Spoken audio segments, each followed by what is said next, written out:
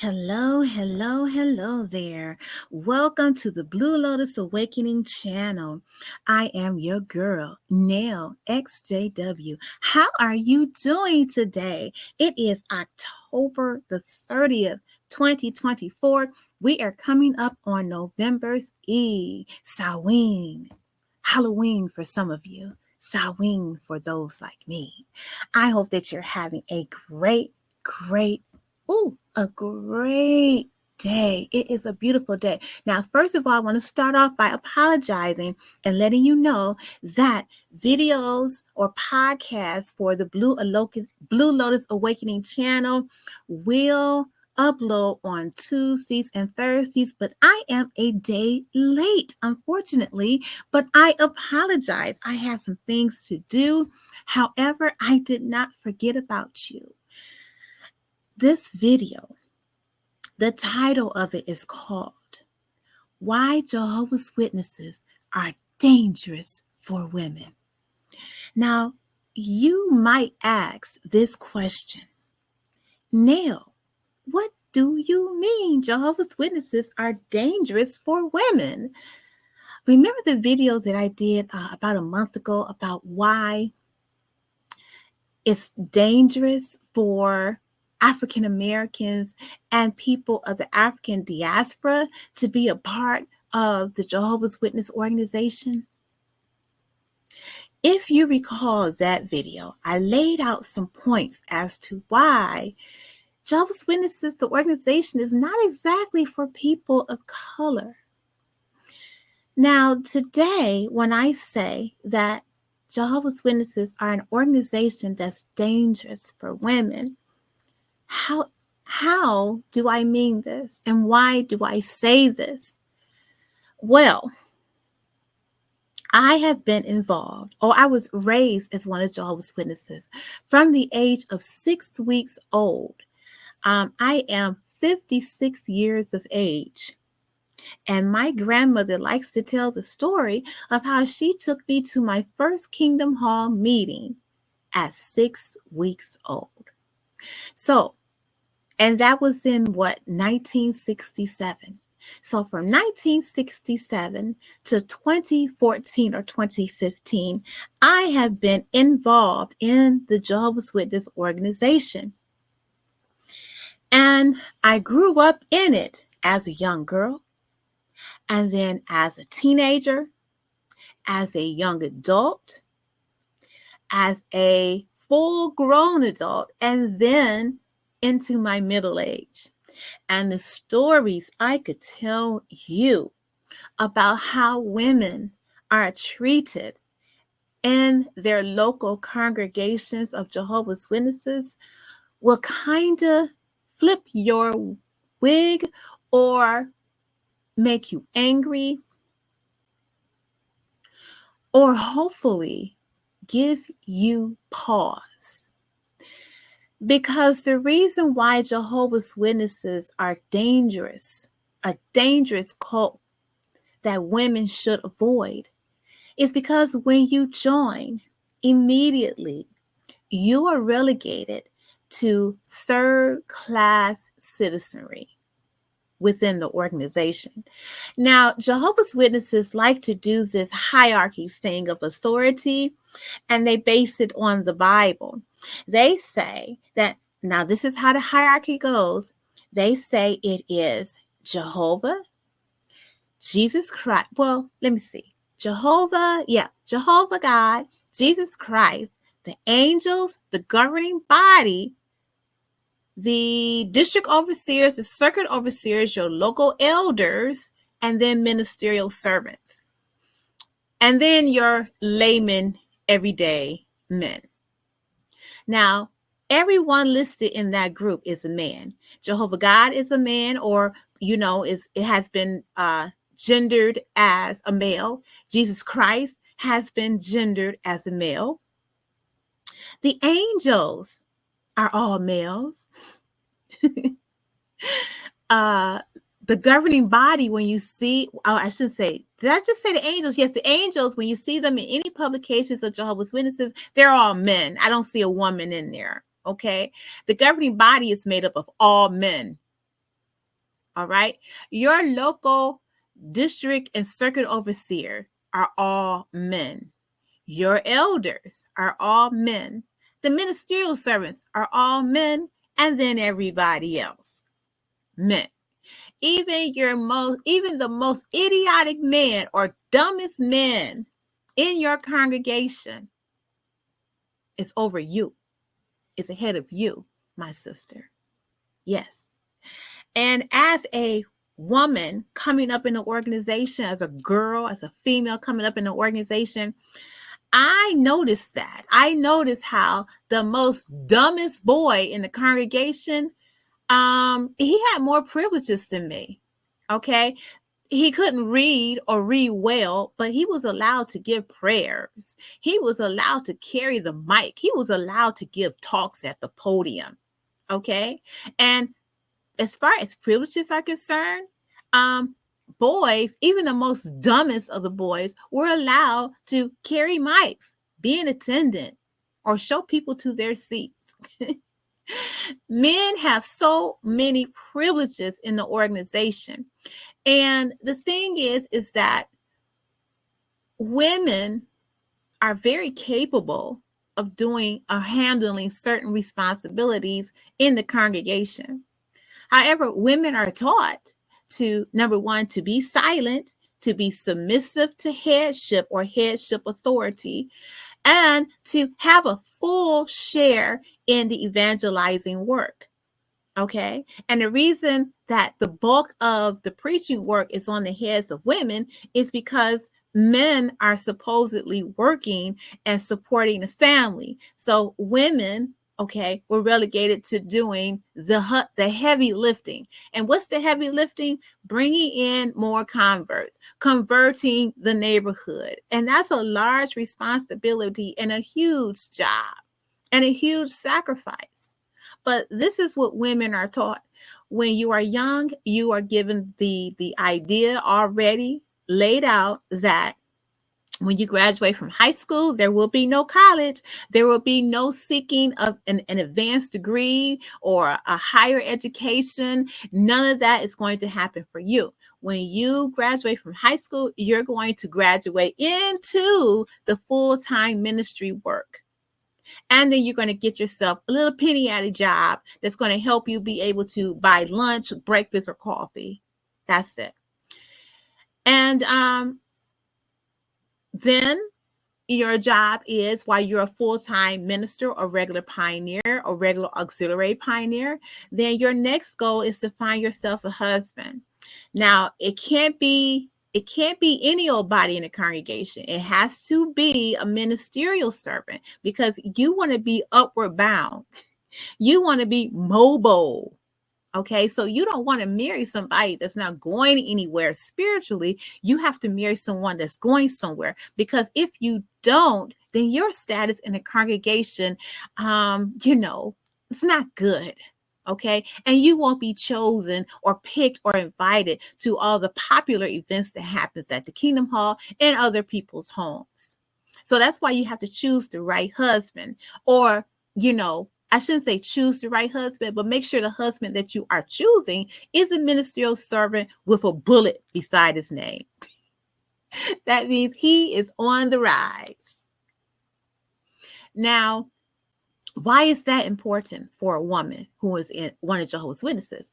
It's important because as a female Jehovah's witness, you're not going anywhere in your life. You're only going to be subjugated to what?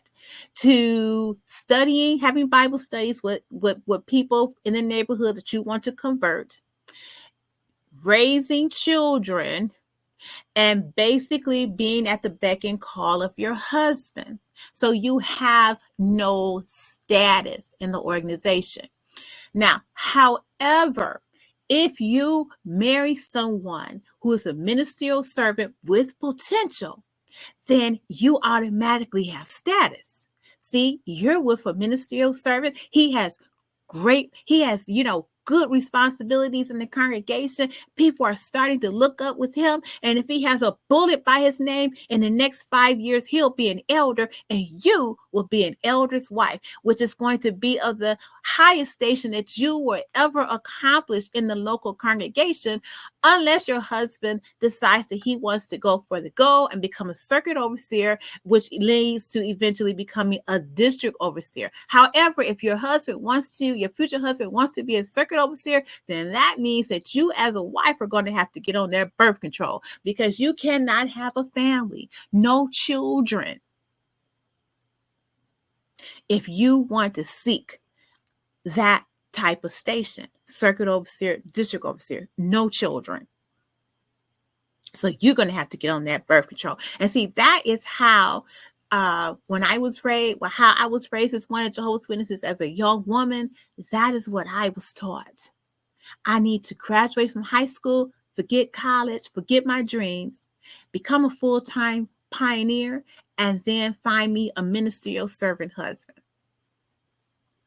And from there, hey, I guess, eventually you're going to reach that glass ceiling of being an elder's wife, which is really, really important in the congregation, because everybody is going to look up to you. But that comes with a lot of responsibility and a lot of work on the woman, because usually 9 times out of 10, and in some places 10 times out of 10, it's really the elder's wife and the ministerial servant's wife that's doing all the heavy lifting. Now, remember when I said that the heavy lifting is placed upon female or women Jehovah's Witnesses to get out here and recruit people? Yes. Well, the heavy lifting is done by women, and then inside the congregation, there is more heavy lifting done by women in the organization, because we are the ones that are putting together our husbands' talks.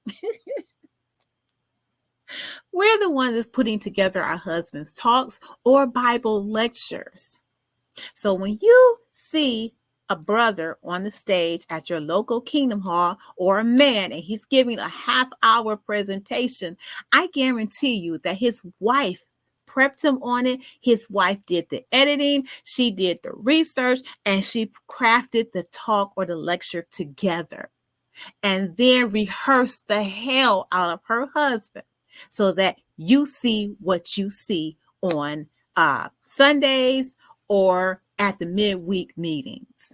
So women do a lot, but we are not credited with doing anything. All right. Now, you will have occasionally articles in the Watchtower or in other publications that'll say, oh, we love our women. Jehovah loves women. Jehovah loves our women. We don't want our women to feel some kind of way as if they are not loved and respected, because we love you and we respect you, and Jehovah sees all that you do. But guess what? You will not be recognized for it. Just like brothers or young men in the congregation can gain privileges, you start off by being what? A person that helps clean up the Kingdom Hall. Then you move on to cleaning up the assembly halls and conventions. Then you're carrying a mic, right? You're helping out as an assistant at the literature counter, or you are assistant helping out with helping the elders do various things, or ministerial service do various things around the Kingdom Hall. And then eventually, if your field service hours are right, I don't know how they're doing it these days. Supposedly they're just looking at your character and how diligent you are in the congregation. So if you are really, doing it up in the congregation, you can you can receive the privilege of becoming a ministerial servant, which is like a job promotion. And you'll get to do that. And then if you continue, doing what you're supposed to be doing and really gung-ho for the truth, then you eventually could be an elder. Yes. So men in the congregation get a lot of respect. They get a lot of honor. They are they are promoted from within to show that Jehovah really loves and respects men to the ultimate, to the highest level. But women, not so much. In the recent Watchtower article, study edition that's about to come out, as a matter of fact, it just dropped on the jw.org site, January 2025. There is a study article, and it's a study article for husbands. And in this study article, it talks about how it's a study article too, and it's called Husbands, Honor Your Wife.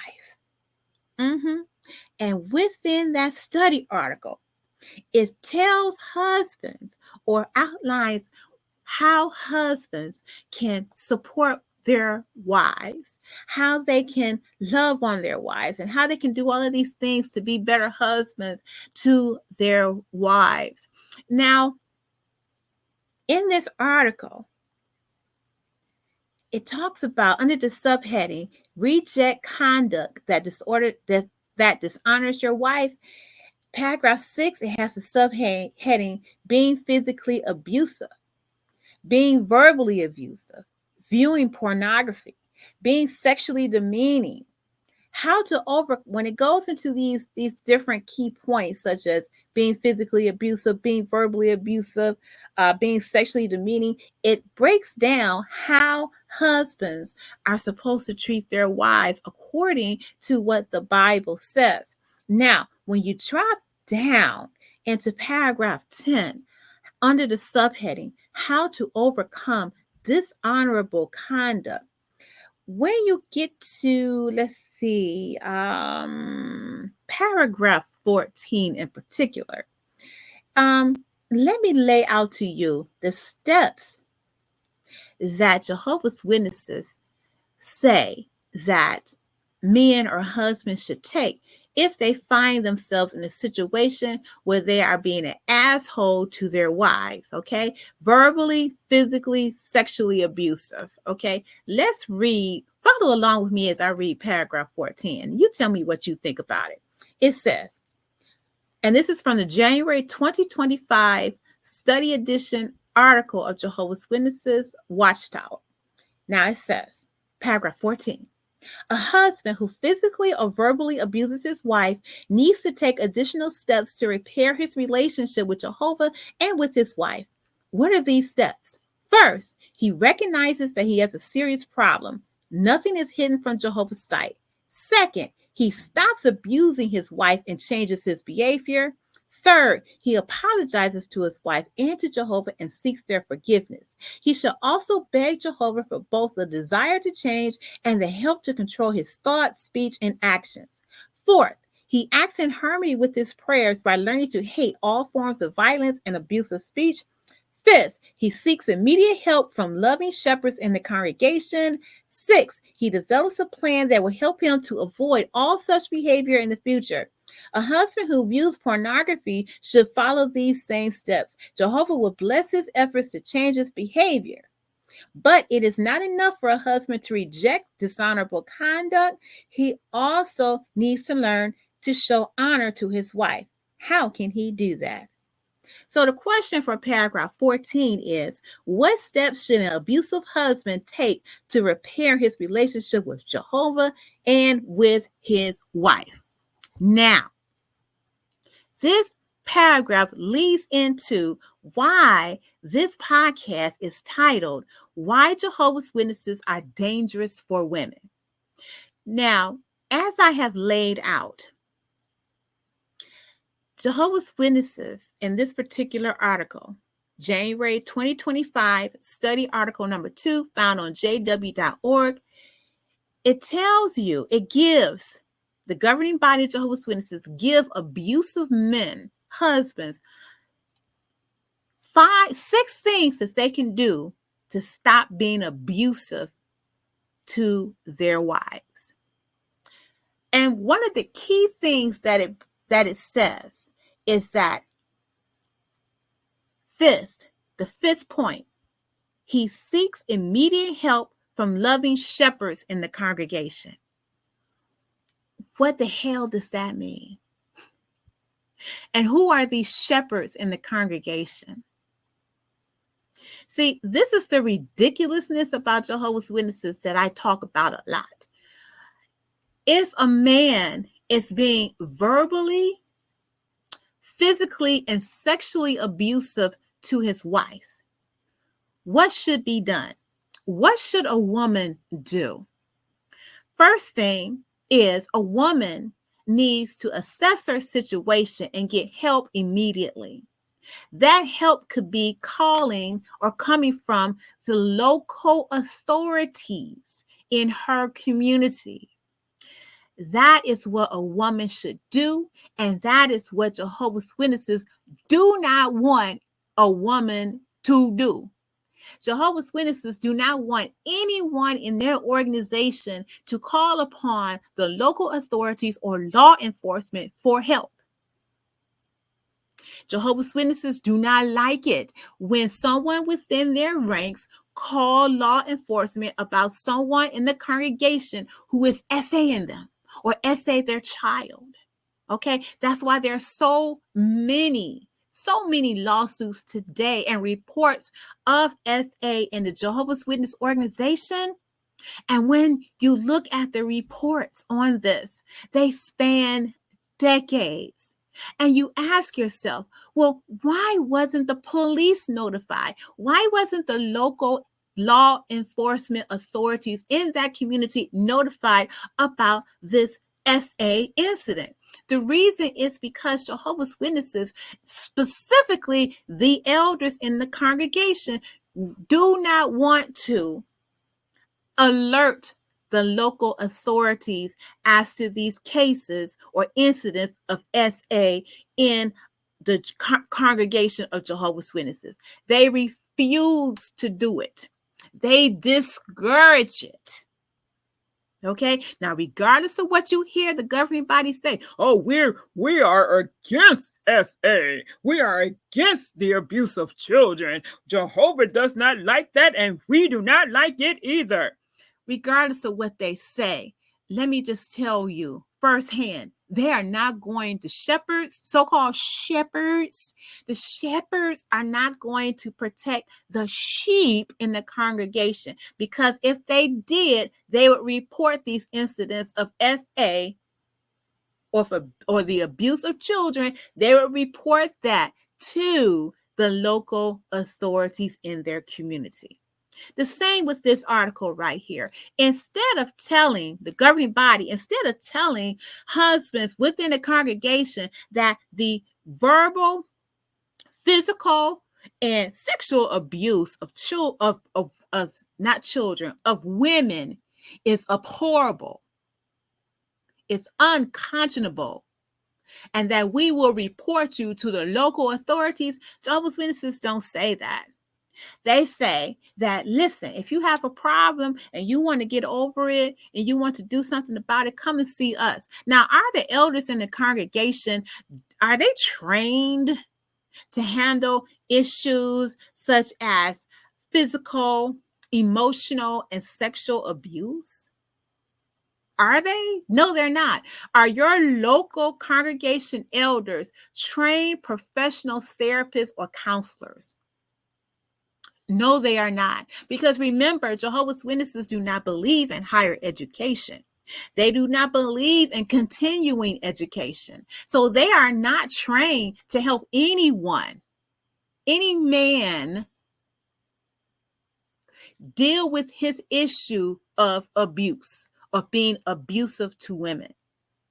And that number 5, the 5th thing that Jehovah's Witnesses want abusive men to do is to seek immediate help from the loving shepherds in the congregation. Say what now? Those loving shepherds should be calling the authorities on this husband who is apparently an asshole, a complete asshole, who is beating on his wife, who is essaying his wife, and who is verbally and emotionally abusive to his wife. See, this is why I say that Jehovah's Witnesses are dangerous for women, because within this article, you can look it up for yourself, January 2025, study article number 2. Basically, laying it out to husbands that if you are an asshole to your wife, if you beat on your wife, you verbally abuse your wife, you sexually harass and abuse your wife, all of those things, and you have a porn addiction. If you want to get help, instead of going to someone who's trained and skilled to perhaps help you, instead of going to a licensed clinical professional counselor, instead of seeking out a psychiatrist or a psychologist or someone who can help you, instead of going to a place where addictions are addressed, instead of doing those things, Jehovah's Witnesses, by way of the governing body, wants you to go to a group of men who are uneducated about how to handle real life situations such as this. And there's nowhere in the article that for the protection of women tells the women, if you are in a situation as outlined in this article and you want to get out of it, call your local or your national domestic violence hotline. I don't see that anywhere in this article. All I see is pandering, just pandering to the men, to the male Jehovah's Witnesses in this organization. And that's why this organization is a danger to women. Nowhere in this article does it say, women, run for the hills. Women, call the police. Because, see, I'm going to tell you from experience, Jehovah's Witnesses could care less about women who are being abused. Now, we already found out that they can really care less, even lesser, about children who are being SA'd in the congregation. But they really, they don't care about women. The same women in the congregation who are doing the heavy lifting of going out into the neighborhoods and the communities every day, preaching and trying to recruit people, okay? Those same women who are in the organization or in the congregation propping up their husbands because some of them are dumb, uneducated, illiterate. These same wives who are propping up their husbands, trying to get out here and do the best that they can to support their families, and with their husbands being uneducated, okay, it means that their husbands don't have adequate employment to really support the family. So the wives are out here working too, okay? They have secular jobs as well as their religious job, as well as their job of being a wife and a mother and helping to prop up the congregation. All of these things make women the most valuable player in the congregation. However, when it comes to them being mistreated and abused, okay, the governing body, which is all men, are saying to the husbands, to the asshole abusive husbands, the governing body is saying that, hey, if you recognize you have a problem, you need help, you need to go and talk to the elders. Women are unsafe in this organization, totally unsafe. And that article just proves my point all the way, every day, all day long. I knew women who were Jehovah's Witnesses who were getting their asses handed to them every single week by their husbands, whether their husbands were Jehovah's Witnesses or just, worldly guys. And you know what the elders would tell these women? These sisters, these beautiful women who are propping up the congregation, these elders would tell these women that they need to, stick it out, because the Bible said that if they stick it out, they could win their husband over. Their husband could one day become one of Jehovah's Witnesses if they continue to keep getting punched and hit and beat and burned and tortured. Stay in that relationship, stay in that marriage, because one day he could be one of us. What does that mean? Because there is a great deal of Jehovah's Witness men who are already in the organization, in the congregation, who are abusing their wives and children. Okay. And I'm going to tell you from experience, I know firsthand that happens. My father was a ministerial servant and an elder, and he was beating the hell out of my mother. Okay. And his children and his daughters, which would be me and my sister. Okay. And everyone in the congregation loved my father. Yes, they did. Loved him. And whenever I would say something, kind of letting people know that my home life sucked and that I was scared. Okay. Whenever I would just drop little crumbs and hints that my household was abusive, people would laugh. People would laugh in the congregation at me and say, "Oh, no, no, no. You must be, you're joking. I know brother so-and-so is not like that." Yeah, brother so-and-so was beating my mother's ass on the regular. Okay? On the regular. So you can't tell me, you can never tell me, you can never convince me that Jehovah's Witnesses are an organization that is a misogynistic organization, a patriarchal, however you pronounce that word, organization that's bent on the salvation of men, even though it is an organization that's propped up and lifted by women, that women are not protected in this organization. If the children are not protected, then how can the women be protected in this organization? You have to really think about this. Okay, and this particular article right here that tells these men who are abusive and on all counts, according to this article, paragraph 14. So to husbands who are just flat out abusive, what Jehovah's Witnesses want these husbands to do is to go to the elders to get help. No help for the sisters. No help for the wives. None of that. Instead of saying that we will report you to the local authorities, to the police, instead of saying that, and then telling women at the bottom, at the end of the paragraph, to call the National Domestic Violence Hotline so that you can get some help to get out of this bad situation. Oh no. That's not what Jehovah's Witnesses want women to do. They want women to stay with these perpetrators. They want women to stay with these men who are abusing them, who are beating them down, who are harassing them. That is what Jehovah's Witnesses, the male hierarchy, want Jehovah's Witness men to do, women to do.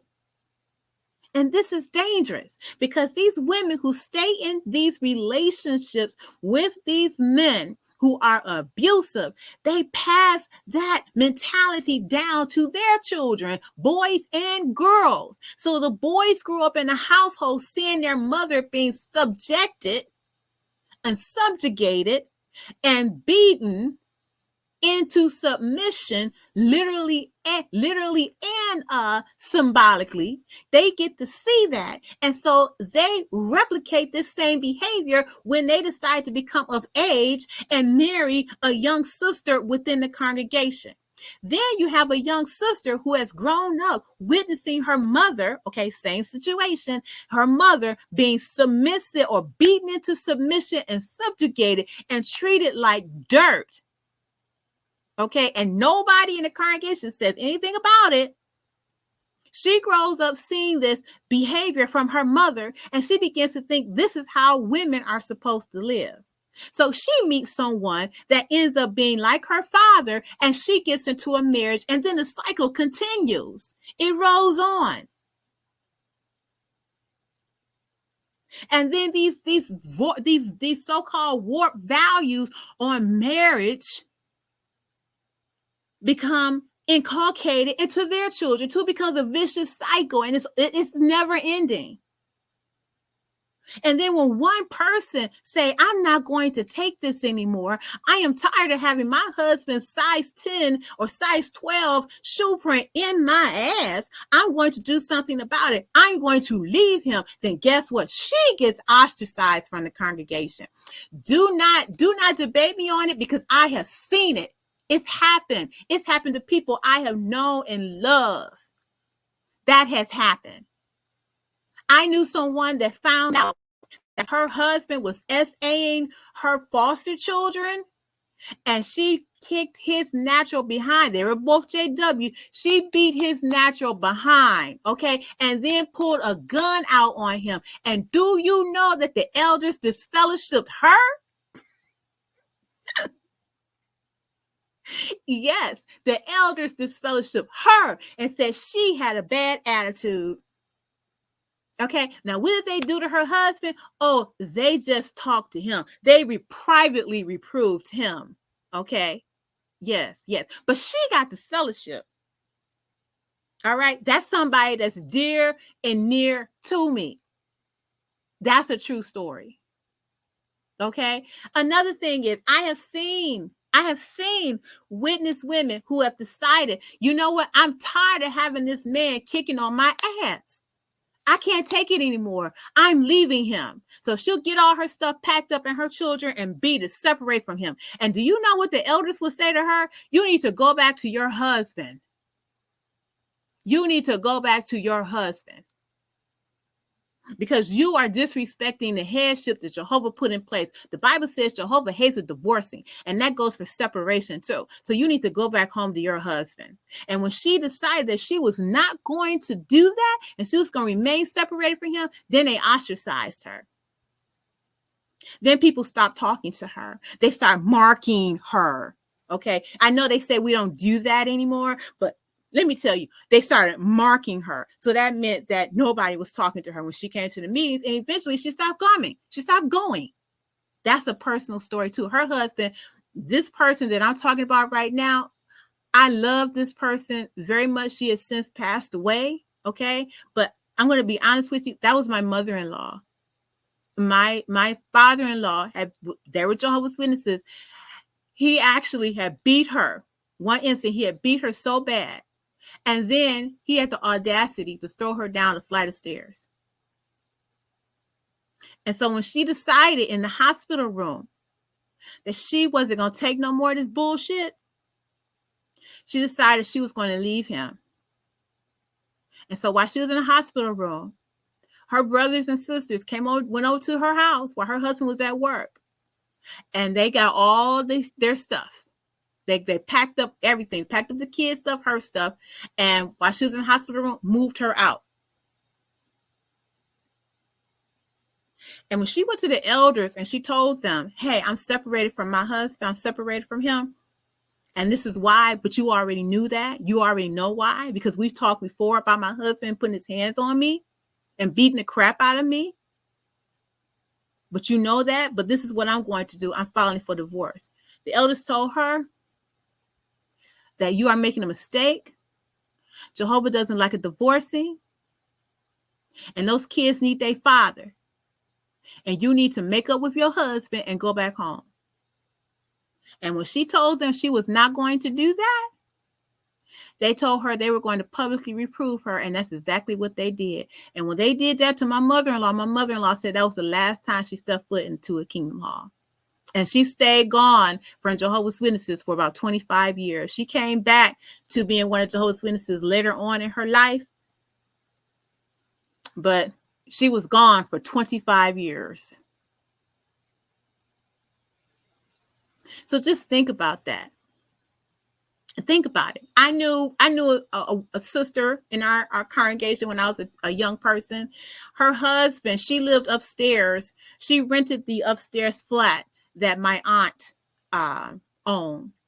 And my aunt would tell my grandmother and my grandfather the atrocities that was happening up there. And she would call the police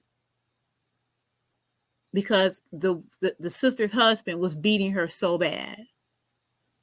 Her husband beat her so bad that she became disfigured. Her jaw and her jaw was out of socket and remained out of socket, and her left eye was deformed. But what did the elders tell her? What did these loving shepherds tell her? You need to stay with your husband. And if you separate from your husband and divorce him and you marry someone else, then that's fornication and adultery, and you can be disfellowshipped from the congregation. This is why Jehovah's Witnesses is dangerous. This is a dangerous organization for women.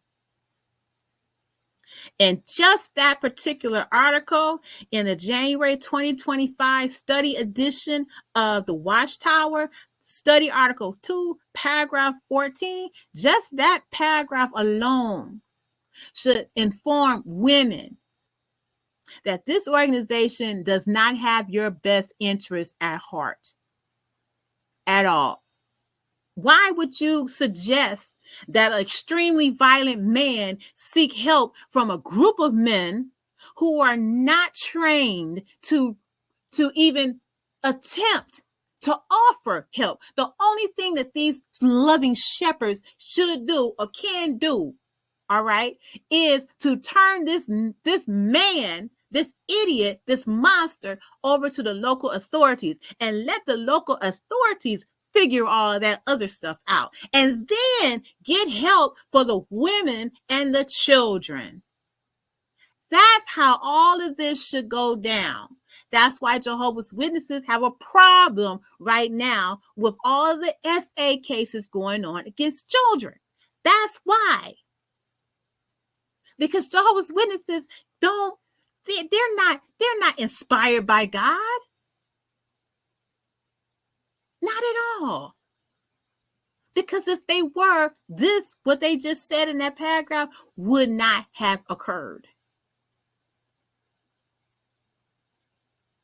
So, I hope that today I was able to lay out to you why I believe Jehovah's Witnesses are dangerous for women, and maybe I should have said for children as well. Because if you are sitting back protecting abusive men, abusive husbands and fathers, then it goes without saying that you're not just dangerous for women, they're dangerous for the children too. For real. So as I say, you can look up any of the information that I talk about in my podcast. You can look it up for yourself. As I said, this is the latest release by Jehovah's Witnesses on jw.org. It is the study article or the study edition of the Watchtower. And the date is January 25th. January 2025, study article number 2, paragraph number 14. And there's some other golden goodies in there as well that you might want to check out and that I might address in another podcast. But for now, let's just, focus on this one, because I could go all day long and just dissect this entire article that is just pandering to men, Jehovah's Witness men, but I'm not going to do that today because I don't want to hold you here too long. But remember, please comment, please like, and please subscribe to the Blue Lotus Awakening channel.